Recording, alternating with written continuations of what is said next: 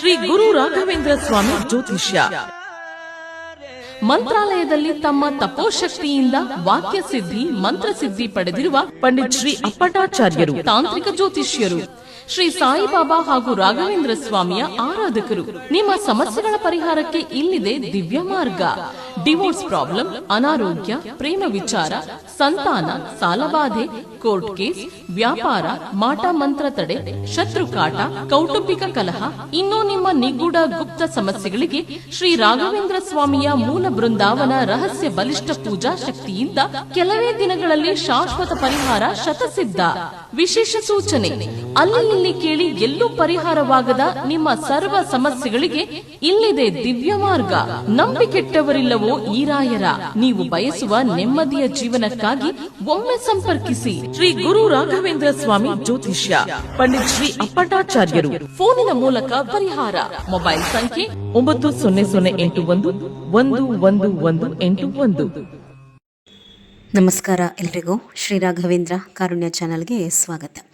ರಾಯರ ಆರಾಧನೆ 29, 30, 31 ಅಂದರೆ ಶನಿವಾರ, ಭಾನುವಾರ, ಸೋಮವಾರ ಈ 3 ದಿವಸಗಳ ಕಾಲ ಆಚರಣೆಯನ್ನು ಮಾಡ್ತೀವಿ. ನಾನು ಈಗಾಗಲೇ ನಿಮಗೆ ಮೊದಲೇ ತಿಳಿಸಿದ್ದೀನಿ, ರಾಯರ ಆರಾಧನೆ ಅಂತಂದರೆ ಮಠದಲ್ಲೂ ಅಷ್ಟೇ, ಮಂತ್ರಾಲಯದಲ್ಲೂ ಅಷ್ಟೇ ಕೇವಲ ಈ 3 ದಿವಸಗಳು ಮಾತ್ರ ಪೂಜೆ ಪುನಸ್ಕಾರಗಳು ನಡೆಯೋದಿಲ್ಲ. ಈ ಆರಾಧನೆಯ ಹಿಂದೆ ಒಂದು 7 ದಿವಸಗಳ ಮಠಗಳಲ್ಲೂ ಅಷ್ಟೇ, ಮಂತ್ರಾಲಯದಲ್ಲೂ ಅಷ್ಟೇ ಈ ಆರಾಧನೆಯನ್ನು ಆಚರಣೆ ಮಾಡ್ತಾರೆ. ನಾವು ಕೂಡ ಹಾಗೆ ಮನೆಯಲ್ಲಿ ಕೇವಲ ಆರಾಧನೆ ಅಂತಂದರೆ ಈ 3 ದಿವಸಗಳ ಪೂಜೆಯನ್ನು ಮಾಡುವಂತಹದ್ದಲ್ಲ. ಆದಷ್ಟು ಸಪ್ತಾಹ ಸೇವೆ ಅಂದರೆ 7 ದಿವಸಗಳ ಪೂಜೆಯನ್ನು ಕೈಗೊಳ್ಳುವಂತಹದ್ದು ಬಹಳ ಶ್ರೇಷ್ಠ. ತುಂಬ ಜೀವನದಲ್ಲಿ ಸಮಸ್ಯೆಗಳು, ಯಾವ ಪೂಜೆ ಪುನಸ್ಕಾರಗಳನ್ನು ಮಾಡಿದ್ರೂ ಕೂಡ ಮನೆಯಲ್ಲಿ ನೆಮ್ಮದಿ ಇಲ್ಲ, ಏಳಿಗೆ ಇಲ್ಲ ಅನ್ನುವಂತಹವರು ತಪ್ಪದೆ ರಾಯರ ಈ ಸಪ್ತಾಹ ಸೇವೆಯನ್ನು ಅಂದರೆ 7 ದಿವಸಗಳ ಕಾಲ ರಾಯರ ಮುಂದೆ ತುಪ್ಪದ ದೀಪ ಹಚ್ಚಿ ಅವ್ರಿಗೆ ಒಂದು ಕಲ್ಲು ಸಕ್ಕರೆ ನೈವೇದ್ಯ ಇಟ್ಟರೂ ಕೂಡ ಸಾಕು. ಸಂಕಲ್ಪ ಮಾಡಿಕೊಂಡು ಇನ್ನೇನು ಅಲ್ಲ, ನೀವು ನಾನ್ ವೆಜ್ ತಿನ್ನುವಂತಹದ್ದನ್ನು ಬಿಡಬೇಕು. ರಾಯರ ವ್ರತ ಅನ್ನುವಂತಹ ಒಂದು ಮಡಿಯನ್ನು ಪಾಲನೆ ಮಾಡಬೇಕು. ಈ ಸಪ್ತಾಹ ಸೇವೆ ವಿಡಿಯೋವನ್ನು ಈ ವಿಡಿಯೋ ಹಿಂದೆ ಹಾಕಿದ್ದೀನಿ, ನೋಡಿಕೊಂಡು ಮಾಡಿ.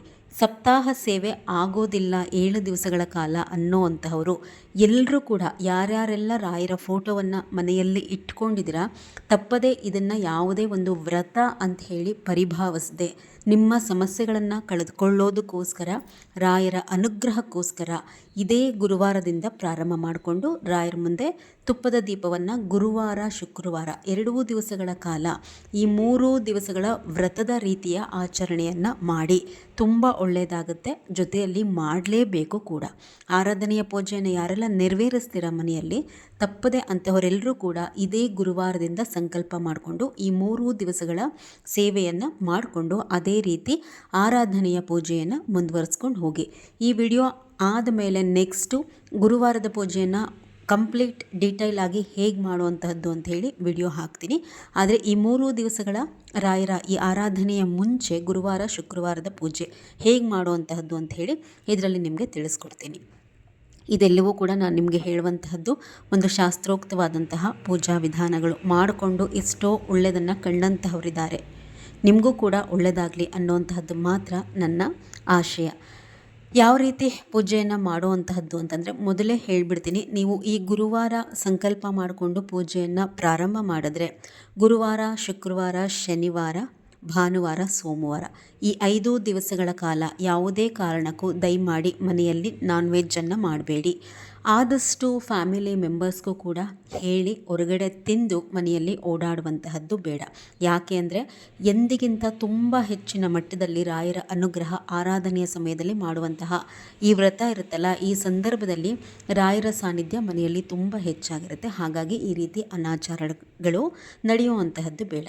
ಇದರ ಜೊತೆಯಲ್ಲಿ ಈ ಗುರುವಾರದಿಂದ ಪ್ರಾರಂಭ ಮಾಡಿ ಸೋಮವಾರ ಆರಾಧನೆ ಮುಗಿಯೋವರೆಗೂ ಕಟ್ಟುನಿಟ್ಟಾಗಿ ದಯಮಾಡಿ ಬ್ರಹ್ಮಚರ್ಯವನ್ನು ಪಾಲನೆ ಮಾಡಬೇಕು. ಇಷ್ಟೂ ದಿವಸಗಳ ಕಾಲ ತಪ್ಪದೆ ಪ್ರತಿನಿತ್ಯವೂ ಕೂಡ ತಲೆಗೆ ಸ್ನಾನ ಮಾಡಿ ಹೆಣ್ಮಕ್ಳು ಸೀರೆಯನ್ನು ಉಟ್ಕೊಂಡು, ಅಂದರೆ ಮದುವೆ ಆಗಿರುವಂಥವರು ಸೀರೆ ಉಟ್ಟು ಕೈಗೆ ಬಳೆ ಹಾಕಿ ಹಣೆಗಿಟ್ಟು ಹೂ ಮುಡ್ಕೊಂಡು ಆದಷ್ಟು ನೋಡಿ ಎಂತೆಂತಹದ್ದೋ ಸೀರೆಯನ್ನು ಉಟ್ಕೋಬೇಡಿ. ದಯಮಾಡಿ ಒಳ್ಳೆ ಸೀರೆ, ಈ ಅಂಚಿರುತ್ತಲ್ವ ಅಂತಹ ಸೀರೆಗಳನ್ನ ಉಟ್ಕೊಂಡು ಪೂಜೆ ಮಾಡಿ. ಯಾಕೆ ಅಂದರೆ ನಾವು ಯಾವ ರೀತಿ ರಾಯರ ಎದುರುಗಡೆ ನಿಂತು ಪೂಜೆಯನ್ನು ಸಲ್ಲಿಸ್ತೀವಿ ಆ ಸ್ಥಿತಿಯಿಂದ ಅಭಿವೃದ್ಧಿ ಆಗಲಿ ಅಂತ ಹೇಳಿ ರಾಯರು ಆಶೀರ್ವಾದ ಮಾಡ್ತಾರೆ. ನೀವೆಷ್ಟು ಚೆನ್ನಾಗಿರ್ತೀರಾ ಅಷ್ಟು ಚೆನ್ನಾಗಿ ಇನ್ನೂ ಅಭಿವೃದ್ಧಿ ಆಗ್ತೀರಾ. ಹಳೆ ಸೀರೆಗಳನ್ನ ಉಟ್ಕೊಳ್ಳುವಂತಹದ್ದು, ಬಳೆ ಇಲ್ದಲೆ, ಕುಂಕುಮ ಇಲ್ದಲೆ ಪೂಜೆಯನ್ನು ಮಾಡಲಿಕ್ಕೆ ಹೋಗಬೇಡಿ. ಇದಿಷ್ಟು ವ್ರತದ ನಿಯಮಗಳು. ಇನ್ನು ಗುರುವಾರದ ಪೂಜೆಯ ಸಮಯ ಅಂತ ಹೇಳಿ ಬಂದಾಗ 5 ಗಂಟೆ 15 ನಿಮಿಷದಿಂದ 6 ಗಂಟೆ 18 ನಿಮಿಷದ ತನಕ ಚೆನ್ನಾಗಿದೆ. ಪೂಜೆ ಮಾಡೋದಕ್ಕಿಂತ ಮೊದಲು ರಾಯರ ಫೋಟೋವನ್ನು ಇಡುವಂತಹ ಜಾಗವನ್ನು ನೀಟಾಗಿ ಒರೆಸ್ಕೊಂಡು ಒಂದು ಮಣೆ ಅಥವಾ ವಸ್ತ್ರ ಹಾಕಿ ಮೊದಲು ಒಂದು ಮಂತ್ರಾಲಯದ್ದೋ ಇಲ್ಲ ಮಠದ್ದೋ ಒಂದು 4 ಕಾಳು ಅಕ್ಷತೆಯನ್ನು ರಾಯರನ್ನು ಪ್ರಾರ್ಥನೆ ಮಾಡಿಕೊಂಡು ಆ ವಸ್ತ್ರದ ಮೇಲೆ ಹಾಕ್ಕೊಳ್ಳಿ. ಫೋಟೋ ಅಥವಾ ವಿಗ್ರಹವನ್ನು ಇಟ್ಕೊಂಡು ಇನ್ನೇನು ಫೋಟೋ ಒರೆಸ್ಕೊಳ್ಳುವಂತಹದ್ದು, ರಾಯರಿಗೆ ಗಂಧ ಹಚ್ಚುವಂತಹದ್ದು, ತುಳಸಿ ಹೂಗಳನ್ನು ಹಾಕುವಂತಹದ್ದು. ಗುರುವಾರದ ಪೂಜೆಯ ಕಂಪ್ಲೀಟ್ ಡೀಟೇಲ್ ವಿಡಿಯೋ ನೆಕ್ಸ್ಟ್ ವಿಡಿಯೋನಲ್ಲಿ ಅಪ್ಲೋಡ್ ಮಾಡ್ತೀನಿ. ರಾಯರ ಮುಂದೆ ಎಷ್ಟು ದೀಪಗಳನ್ನ ಹಚ್ಚಬೇಕು ಅಂತ ಹೇಳಿ ನೋಡುವಂತಹದ್ದಾದರೆ 7 ದೀಪಗಳನ್ನ ಹಚ್ಚಬೇಕಾಗತ್ತೆ. 5 ಮಣ್ಣಿನ ದೀಪಗಳು, 2 ಬೆಳ್ಳಿ ಅಥವಾ ಹಿತ್ತಾಳೆದು. ಈ 7 ದೀಪಗಳಿಗೂ ಕೂಡ ತುಪ್ಪವನ್ನು ಬೆಳಗ್ಗೆ ಹಾಕ್ಕೊಂಡು ಹಚ್ಕೊಳ್ಳಿ. ಸಾಯಂಕಾಲ ಎಣ್ಣೆಯಲ್ಲಿ ಹಚ್ಕೊಂಡ್ರೆ ಸಾಕಾಗತ್ತೆ. ಇನ್ನು ಶುಕ್ರವಾರ 3 ದೀಪಗಳು, 2 ಬೆಳ್ಳಿ ಅಥವಾ ಹಿತ್ತಾಳೆ ದೀಪ, 1 ಮಣ್ಣಿನ ದೀಪ, 3ಕ್ಕೂ ಸಹ ಶುಕ್ರವಾರ ತುಪ್ಪನೇ ಹಾಕ್ಕೊಂಡು 6:30 ಒಳಗಡೆ ಪೂಜೆ ಮುಗಿಸ್ಕೊಳ್ಳಿ. ಶುಕ್ರವಾರ ರಾಯರಿಗೆ ಸ್ವಲ್ಪ ಕಲ್ಸಕ್ಕರೆ ನೈವೇದ್ಯ ಮಾಡಿದ್ರೆ ಸಾಕು. ಇನ್ನು ಸಾಯಂಕಾಲ ಅದೇ ಸಮಯ ಅಂದರೆ 5:15 5:30 ಒಳಗಡೆ ನೀವೆಷ್ಟು ದೀಪಗಳನ್ನ ಬೆಳಗ್ಗೆ ಹಚ್ಚಿರ್ತೀರೋ ಅಷ್ಟೇ ದೀಪಗಳನ್ನ ಎಣ್ಣೆ ಹಾಕ್ಕೊಂಡು ಹಚ್ಕೊಳ್ಳುವಂತಹದ್ದನ್ನು ಮಾಡ್ಕೋಬೇಕು. ಇನ್ನು ಗುರುವಾರ ಶ್ರೀಮನ್ನಾರಾಯಣನ ಪೂಜೆಯನ್ನು ಮೊದಲು ಮಾಡಿಕೊಂಡು ಆಮೇಲೆ ರಾಯರ ಪೂಜೆಯನ್ನು ಮಾಡಬೇಕು. ಶುಕ್ರವಾರನೂ ಅಷ್ಟೇ ಮೊದಲು ಶ್ರೀಮನ್ನಾರಾಯಣನಿಗೆ ಮೊದಲು 1 ಮಣ್ಣಿನ ದೀಪ ಹಚ್ಚಿ ಆಮೇಲೆ ರಾಯರ ಫೋಟೋ ಎದುರುಗಡೆ ಇರುವಂತಹ ದೀಪಗಳನ್ನ ಶುಕ್ರವಾರನೂ ಕೂಡ ಹಚ್ಕೋಬೇಕು. ಈಗ ನೀವೇನು ಪೂಜೆ ಪ್ರಾರಂಭ ಮಾಡ್ಕೋತೀರಲ್ವ, ಈ ಗುರುವಾರ 27ನೇ ತಾರೀಕು ಬರುತ್ತೆ ಅನಿಸುತ್ತೆ. ಶ್ರಾವಣ ಮಾಸದ 3ನೇ ಗುರುವಾರ ಇದು. ಸೊ ರಾಯರಿಗೆ ಹೂಗಳನ್ನೆಲ್ಲ ಹಾಕ್ಕೊಂಡು ಅಲಂಕಾರ ಮಾಡಿ ಹೇಳಿದಂತಹ ಸಂಖ್ಯೆಯಲ್ಲಿ ರಾಯರ ಮುಂದೆ ದೀಪವನ್ನು ಹಚ್ಕೊಂಡು ಸಂಕಲ್ಪ ಮಾಡ್ಕೊಳ್ಳಿ. ಅಂದರೆ ಈ ಆರಾಧನೆಯ 3 ದಿವಸಗಳ ಸೇವೆಯನ್ನು ನಾನು ಮಾಡ್ತೀನಿ ಅಂಥೇಳಿ ಸಂಕಲ್ಪ ಮಾಡಿಕೊಂಡು ನಿಮ್ಮ ಮನೆಯಲ್ಲಿ ಏನೆಲ್ಲ ಸಮಸ್ಯೆಗಳಿದೆ ಅಥವಾ ಏನೆಲ್ಲ ಇಷ್ಟಾರ್ಥಗಳು ರಾಯರಿಂದ ಈಡೇರಿಕೆ ಆಗಬೇಕು ಎಲ್ಲವನ್ನು ಕೇಳಿಕೊಂಡು ಬಲಗೈಯಲ್ಲಿ ಹಳದಿ ಅಕ್ಷತೆ ಮತ್ತು ಸ್ವಲ್ಪ ತುಳಸಿ ಹೂ ಹಿಡ್ಕೊಂಡು ಸಂಕಲ್ಪ ಮಾಡಿಕೊಂಡು ರಾಯರ ಹತ್ರ ಹಾಕಿಬಿಡಿ. ದೀಪ ಎಲ್ಲ ಹಚ್ಕೊಂಡಾದಮೇಲೆ ಇನ್ನೇನು ಧೂಪ ತೋರಿಸಿ ರಾಯರಿಗೆ ಏನೆಲ್ಲ ಸ್ತೋತ್ರಗಳನ್ನು ಹೇಳ್ಕೋಬೇಕು ಇದೆಲ್ಲವನ್ನು ನೆಕ್ಸ್ಟ್ ವಿಡಿಯೋಸಲ್ಲಿ ತಿಳಿಸ್ಕೊಡ್ತೀನಿ.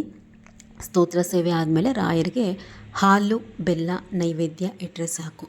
ಕಲ್ಸಕ್ಕರೆ ಸ್ವಲ್ಪ ಡ್ರೈ ಫ್ರೂಟ್ಸು ಇಷ್ಟನ್ನು ನೈವೇದ್ಯವಾಗಿ ತೋರಿಸ್ಕೊಂಡು ಪೂಜೆಯನ್ನು ಮುಗಿಸ್ಕೊಳ್ಳಿ. ತುಂಬ ಸಮಸ್ಯೆ ಇರುವಂತಹವರು ಈ ಗುರುವಾರ ಶುಕ್ರವಾರ 2 ದಿವಸನೂ ಕೂಡ 12 ಗಂಟೆವರೆಗೂ ಉಪವಾಸವನ್ನು ಮಾಡಬಹುದು. ಇದು ಒಂದು ಆರಾಧನೆಯ ಹಿಂದೆ ಮಾಡುವಂತಹ 3 ದಿವಸಗಳ ವ್ರತ ಅಂತ ಹೇಳಿ ತಿಳ್ಕೊಳ್ಳಿ. ಆದರೆ ಅಯ್ಯೋ ನಮಗೇನು ತುಂಬ ಸಮಸ್ಯೆ ಇಲ್ಲ, ಏನು ವ್ರತ ಬೇಡ, ಆರಾಧನೆ ಪೂಜೆ ಮಾತ್ರ ಮಾಡ್ತೀನಿ ಅಂತ ಹೇಳಿ ಯಾರೂ ಕೂಡ ಭಾವಿಸ್ದೆ. ನಾನು ಹೇಳಿದೆ ಅಲ್ವಾ, ಪ್ರತಿ ಮಠಗಳಲ್ಲೂ ಕೂಡ 7 ದಿವಸಗಳ ಪೂಜೆಯನ್ನು ಮನೆಯಲ್ಲಿ ನಡೆಸ್ತಾರೆ. ಇದನ್ನು ವ್ರತ ಅಂತ ಹೇಳಿ ಪರಿಭಾವಿಸಬಾರ್ದು, ಆರಾಧನೆಯ ಪೂಜೆ ಅಂತಾನೆ ಪರಿಭಾವಿಸಿ ಗುರುವಾರದಿಂದಾನೇ ಪ್ರಾರಂಭ ಮಾಡ್ಕೊಳ್ಳಿ. ಏನೂ ಸಮಸ್ಯೆ ಇಲ್ಲ ಅಂದ್ರೂ ಕೂಡ ಇರುವಂತಹ ಏನು ಜೀವನ ಶೈಲಿ ಇದೆ ಅದಕ್ಕಿಂತ ಹೆಚ್ಚಿನ ಅಭಿವೃದ್ಧಿಯನ್ನು ರಾಯರು ಕೊಡ್ತಾರೆ. ನೀವು ಕಾಣದೇ ಇರುವಂತಹ ದಾರಿಗಳು ಮುಂದೆ ನಿಮಗೆ ಕಾಣಿಸುತ್ತೆ. ಹೊಸ ಚಾನಲ್ ಲಿಂಕನ್ನು ಕೇಳ್ತಾ ಇದ್ದೀರಾ ಕೆಲವರೆಲ್ಲ, ಶ್ರೀಹರಿ ಜೊತೆ ರಾಯರು ಅಂತ ಹೇಳಿ. ನೀವು ಆರಾಧನೆಗೆ ಏನೆಲ್ಲ ಸಾಮಗ್ರಿಗಳನ್ನ ತಗೋಬೇಕು ಮುಂಚೆನೇ ಹೊಂದಿಸಿಟ್ಕೋಬೇಕಲ್ವ, ಅವತ್ತಿನ ದಿವಸ ಹುಡುಕ್ಲಿಕ್ಕಾಗೋದಿಲ್ಲ. ಸೊ ಆ ಲಿಸ್ಟ್ ಏನೇನೆಲ್ಲ ಬೇಕು ಅಂತ ಹೇಳಿ ಆ ಹೊಸ ಚಾನಲ್ನಲ್ಲಿ ಈಗ ಇನ್ನೊಂದು ವಿಡಿಯೋವನ್ನು ಹಾಕ್ತೀನಿ, ಅಲ್ಲಿ ನೋಡಿಕೊಂಡು ಆ ಸಾಮಗ್ರಿಗಳನ್ನೆಲ್ಲ ಮೊದಲೇ ತಂದಿಟ್ಕೊಂಡು ರಾಯರ ಆರಾಧನೆಗೆ ಸಿದ್ಧತೆ ಮಾಡ್ಕೊಳ್ಳಿ. ಒಂದು ಕಿವಿ ಮಾತು, ಯಾರು ಕೂಡ ಆಡಂಬರಕ್ಕೆ ಮೊರೆ ಹೋಗಬೇಡಿ. ವರಮಹಾಲಕ್ಷ್ಮಿ ಹಬ್ಬವನ್ನಂತೂ ಮಾಡಬಾರದ ರೀತಿಯಲ್ಲಿ ಮಾಡಿದ್ದಾಗಿದೆ. ಎಷ್ಟೋ ಜನ ನೋಡಿ ಇಲ್ಲ ಸಲ್ಲದ ಕಷ್ಟಗಳು ಖಂಡಿತ ಮೈ ಮೇಲೆ ಹೆಣ್ಮಕ್ಳು ಎಳೆದುಕೊಡ್ತಾರೆ. ಅದೇ ರೀತಿ ರಾಯರ ಆರಾಧನೆಗೂ ಕೂಡ ನಾವು ಎಷ್ಟು ಭಕ್ತಿ ಶ್ರದ್ಧೆಯಿಂದ ಮಾಡ್ತೀವಿ ಅಷ್ಟು ಕೂಡ ಒಳ್ಳೆಯದಾಗ.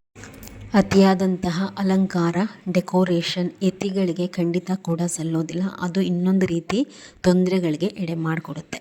ಶಾಸ್ತ್ರೋಕ್ತವಾದಂತಹ ಪೂಜಾ ವಿಧಾನ ಅಂದರೆ ಆರಾಧನೆಯ 3 ದಿವಸಗಳ ಕಾಲ ಯಾವ ರೀತಿ ನಾವು ಪೂಜೆಯನ್ನು ಮಾಡಬೇಕು ಅಂತ ಹೇಳಿ ನೆಕ್ಸ್ಟ್ ವಿಡಿಯೋಸಲ್ಲಿ ಭಾನುವಾರ ಪೂರ್ವಾರಾಧನೆಯ ಪೂಜೆಯ ವಿಡಿಯೋ, ಸೋಮವಾರದ ಮಧ್ಯಾರಾಧನೆ ಪೂಜೆಯ ವಿಡಿಯೋ, ನೆಕ್ಸ್ಟ್ ಸೋಮವಾರ ಉತ್ತರಾರಾಧನೆಯ ಪೂಜೆಯ ವಿಡಿಯೋ, 3 ದಿವಸಗಳ ಪೂಜೆಯ ಪ್ರತ್ಯೇಕ ವಿಡಿಯೋಸನ್ನು ಮಾಡ್ತೀನಿ. ಅದನ್ನು ನೋಡಿಕೊಂಡು ಅದರಂತೆ ಪೂಜೆಯನ್ನು ಸ್ವಲ್ಪ ನಿಮಗೆ ಕಷ್ಟ ಅನಿಸಿದ್ರೂ ಕೂಡ ಶ್ರದ್ಧೆ ಮಡಿಯಿಂದ ಆಚರಣೆ ಮಾಡಿ. ನೆಕ್ಸ್ಟ್ ನಿಮಗೆ ಅದರ ರಿಸಲ್ಟ್ ಬಹಳ ಬೇಗ ಗೊತ್ತಾಗುತ್ತೆ. ಎಲ್ರಿಗೂ ಒಳ್ಳೆಯದಾಗಲಿ ಅಂತ ಹೇಳಿ ಕೇಳ್ಕೊತ ಈ ವಿಡಿಯೋವನ್ನು ಮುಗಿಸ್ತಾ ಇದ್ದೀನಿ. ನಮಸ್ಕಾರ.